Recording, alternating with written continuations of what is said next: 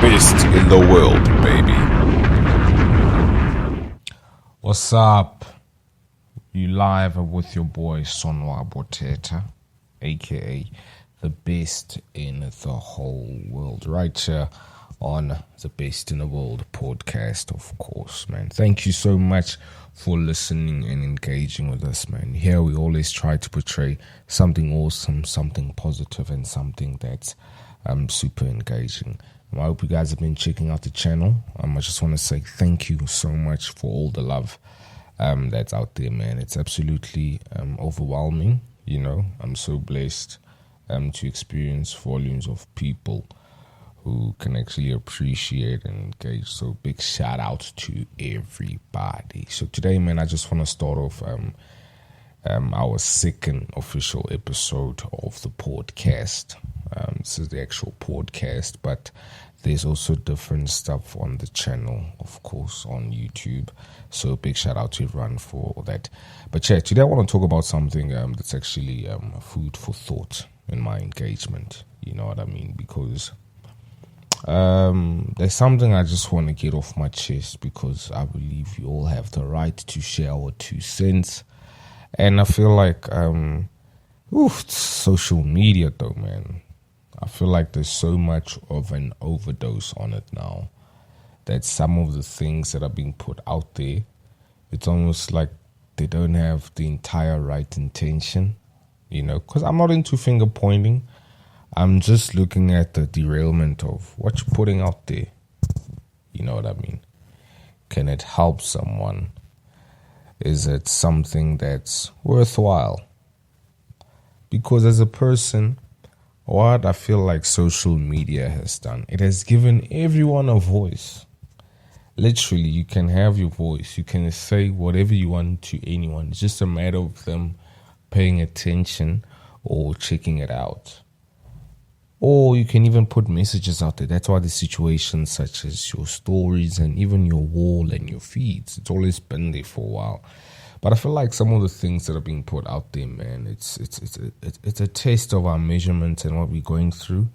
Big shout out to everyone who's on that prayer tip, man. We appreciate the positivity. And of course, as a person, you got to keep your prayers up. And big shout out to all the Muslims who are celebrating Ramadan, you know. Big shout out to them. Blessings to them, of course, man. May they all be in peace, you know, and happy fasting to them. Yeah, man, one thing I want to engage is I feel like this whole situation, epidemic, lockdown, whatever you want to call it, it's putting us in a place where we are reflecting on our true selves, you know, because you're actually checking, who am I without people, without this, without that, without my job, or without this or without that. You know what I mean? I don't want to get too political about it. A lot of people are getting affected by this whole thing financially, and people are losing their jobs. And it's low-key a blessing.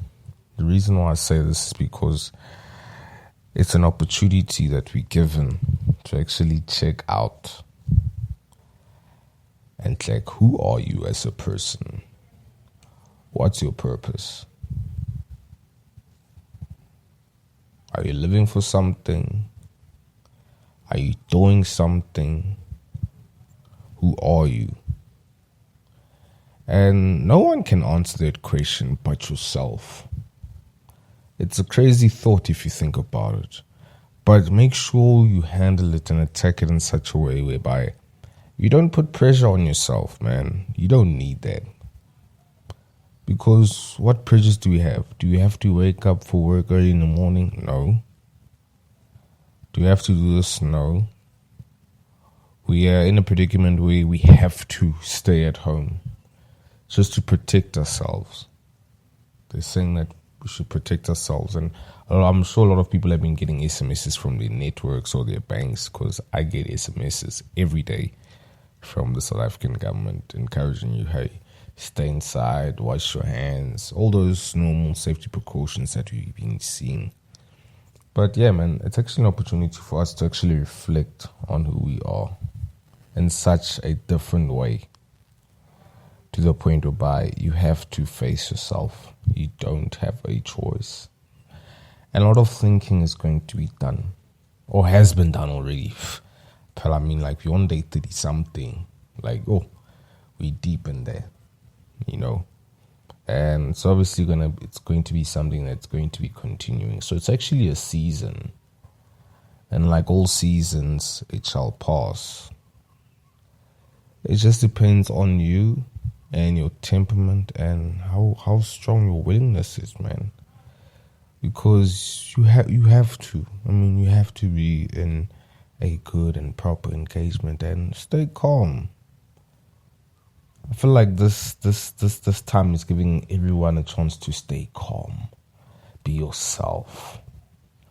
You don't have to dress up for anyone. You know, sometimes when you wear a suit or wear makeup or always have to look up to the standard every day, which becomes a job. And there's nothing wrong with looking good and feeling good. But sometimes you just want to kick it, chill in your PJs and kick it and relax.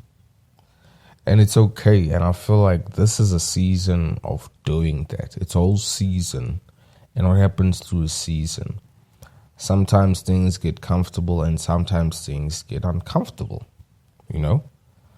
Like winter and summer are both opposites, right? The other one is cold, the other one is hot. And in that season, we each face uncomfortabilities. But what do? We adapt. But I feel like this season should be called the long winter or the longest winter because the summer ended early, if you think about it. What's the summertime about? The summertime is about going out, having fun. Like the season, you know what I mean? Like engaging with your people. And obviously it gets extended within the early parts of the year.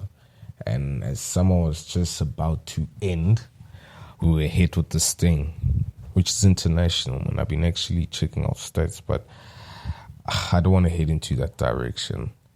My whole thesis or angle is take this thing as a blessing for you to evaluate yourself and move forward and find other means or ways to sustain yourself. It's actually showing you, hey, what if this thing doesn't work out? What's going to happen? You get put into an uncomfortable situation because, let me ask you something. Do you think when a butterfly spends months and weeks inside its cocoon, do you think it's comfortable being in that tight space? From a caterpillar to a butterfly. Because something beautiful is about to come out, yes. But the process of it should not be comfortable. It's uncomfortability. That's where you move. And I feel like when we come out of the season, we'll come out as bigger, awesome, stronger, and better people. Like, no cap. Trust me, it's going to happen. It's going to pop. You know what I mean? So just keep a sane head and stay blessed. You know, stay blessed, keep a sane head. But this concludes part 1 of episode 2. In part 2, I'll be engaging on awesome things that I've been watching that have been keeping me sane. I mean, it's crazy. Things that are very, very entertaining. And I feel like if you watch them, you can also get inspired. Because I like sharing the same things that I'm introduced or entertained by. You know, it's a couple of series, but look out for it. But don't forget to like, share, and subscribe. You love the best in the world, Mr. Sonwabo Teta.